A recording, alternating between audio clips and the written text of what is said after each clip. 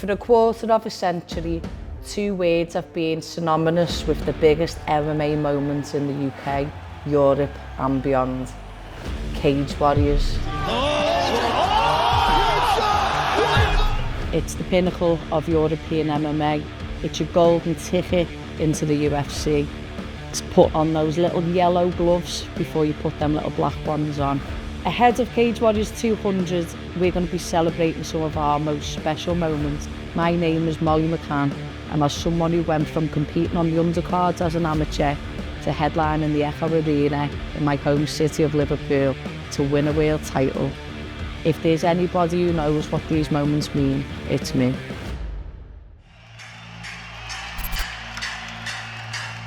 Well, ladies and gentlemen, every so often in MMA, you get the sense that you're witnessing something special. When our Patrick headlined the Echo to win his belt, not many people were getting behind MMA in this country. It wasn't big everywhere in the UK at the time, but our boy sold out the Echo Arena. Brad, this place is absolutely electric. And he just comes out like a bat out of hell. Flying knee, the big right hand, Paddy Pimblett, he's done it! And them famous orange little shorts, and I'll never forget, he like stood by the barriers to everyone and he was just given that, and just everyone went off their head, and it was a real surreal and proud moment, but you knew in that moment like a king was born. So I actually remember watching one of Conor's earlier fights where he got submitted, and then that was like the catalyst that just took him to this next level. I remember it was New Year's Eve, and I always thought, oh, who's doing a fight on New Year's Eve because who's got the money to go? But there's one thing you can rely on with the Irish: they always show up, they always turn out, and they always have a good bevy at the fight. McGregor with a few shots! Wow. Machina's completely out of it! What a spectacular knockout! That finish was one of them finishes that you could train 10 lifetimes and still never find, and just he dropped like a bag of shit. And you just knew, like, the Notorious was here, it was his time, and MMA on the face of the earth would never be the same again. The pandemic hit many of us hard in different ways, but the impact it had on live sports was particularly significant. Cage Warriors was one of the few MMA organisations in the world that kept the sport alive during those dark days. That all changed when Paul Hughes and Morgan Charrier met at the legendary York Hall in London, one of the first sporting events in the UK to welcome a crowd of paying fans back inside the venue. We're in the legendary York Hall, which is not a huge venue.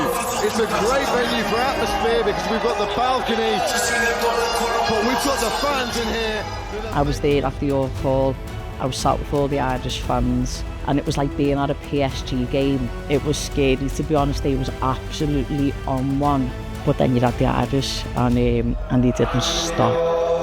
Morgan Charrier is still in the cage, impatiently tapping his foot, which might be the most gangster thing ever after that walkout. If you could bottle that moment and keep it forever, or if you could sell it, you'd be a millionaire, but it's not, and that's why it's so special, and that's why it's raw, and it's a moment, and you just know it's a moment.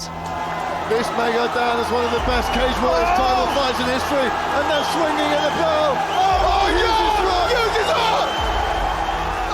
Just being sat in there in that moment and being around that much energy was magic, and then all the fans and the fighters stood up and was counted, and it was one of them nights that you just never forget.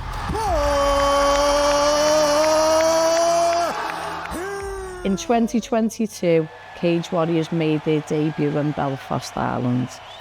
The Irish fans packed out an electric SSE arena, and by the time of the main event, all expectations were on local favourite Rhys Skeletor McKee and Justin Burlinson for an epic main event.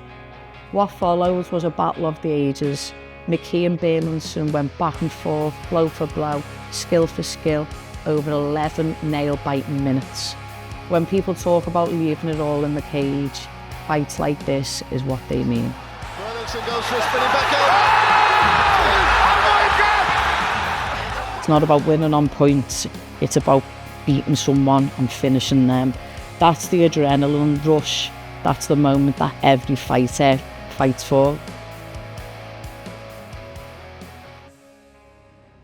Where to start when our boy Luke Riley fought Alexander Luth. We all knew what a killer Luth was. We all knew what a killer Luke was. We knew it was going to be who was the hardest wins, really. And that fight will forever go down as one of the best fights in Cage Warriors history. Oh, Luke going at it again. Big shots from Alexander Luth. Riley fires back. Finishing the round strong. The gun shot down. He's going in for the kill. Luke throwing back. Oh my God. Oh, he's on the chin. He's out. He's down. Oh, big flying knee and a head kick. He's taking big damage. And it's over. The whole arena has gone off its head. Like when we're talking about that Conor McGregor moment or that Paddy moment where there's that significant moment and you go, who's this? That's when you knew. That's like the boy kind of became a man in that moment. And I'll never forget, like when he came out the cage, he was sat on the end and I was wearing this quite expensive outfit. It was a white top and I remember grabbing him and kissing him on the head and just saying, I'm so proud of you, lad. I'm so proud of you. Well done. Enjoy this moment. That was a snapshot at some of the most incredible moments in Cage Warriors history. Let us know if we've missed any of your favourites.